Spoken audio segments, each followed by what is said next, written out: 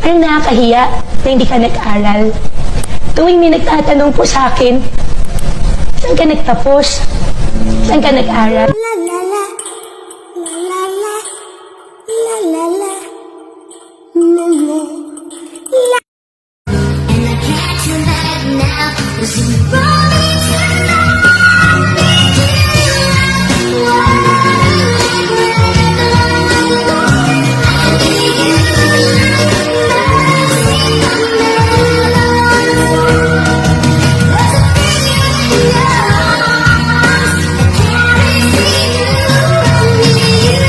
Yung basehan po nung freeze order ay yung dalawang sets ng kaso.